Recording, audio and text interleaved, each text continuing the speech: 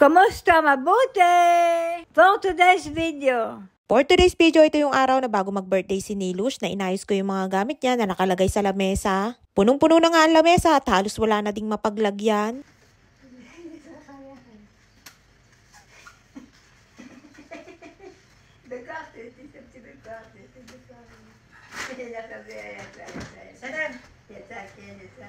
Ay nga tawang-tawa si Nilush dahil nahihirapan akong paghiwalayin yung mga lagayan. Matagal ko na nga nabili yung plastic drawers na yan at ang bala ko nga sana dyan ay lagayan ng mga gamot ni Lola at Nili. Para naka-organize sana at hindi nakatambak sa plastic. Ang kaso'y ayaw naman ni Lola at hayaan ko na lamang daw na nakalagay sa plastic yung kanilang mga gamot. Okay nga lang sana kung konti lang yung kanilang mga gamot. Ang kaso'y napakadami nga kaya madami ding mga plastic na nakatambak at halos gulo-gulo.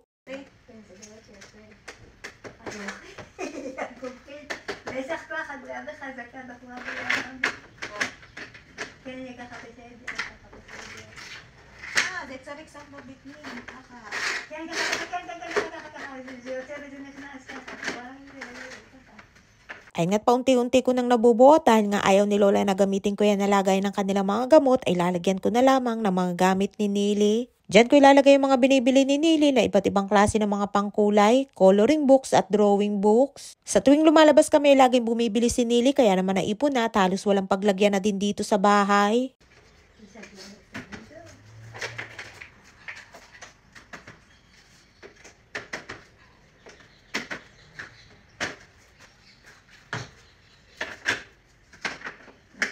Sabi ko sudah sa sini mata na. Oh, mata na. Yes lang ko dekat mata na. Oh, dekat. Oh, mata na. Ada besar, ada besar. Ada sih pun tinggal Mata na harus bila yung mulai ko lang. Ya, ada besar boleh sih pada na. Oh, ya pwede. Ito kasi ito.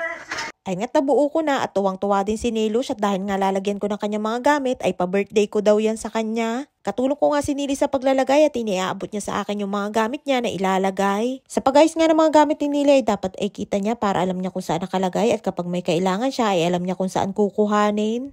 Maganda nga yung nabili ko na yan na plastic drawer at tamang-tama nga para kay Nilush. Ay sa dalas nga ni Niling bumili ng mga pangkulay, coloring books at drawing books ay paniguradong mabilis din niya na mapupuno. At pati yung ibang kandila na kanyang mga binili ay inilagay niya din dyan. Sa sobrang dami nga ng mga binibiling gamit ni Nili ay puno na dito sa bahay at wala na nga mapaglagyan. Lalo na dun sa kanyang kwarto at kusina na talaga namang punong-puno at ang space na lamang ay yung lalakadan mo. Pagkatapos nga namin dyan ay inalis ko na din yung cover ng lamesa at nilabhan ko muna bago ko ulit inilagay.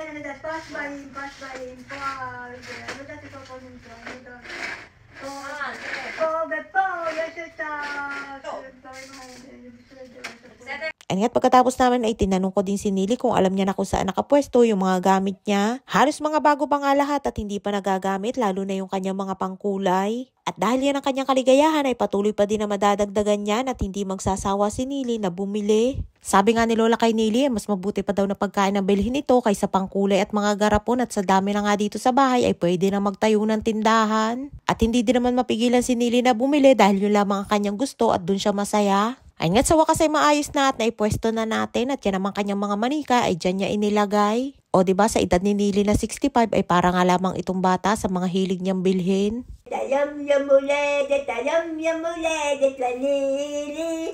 Khagla samayak bezara pore.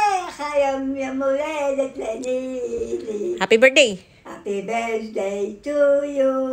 Happy birthday to you.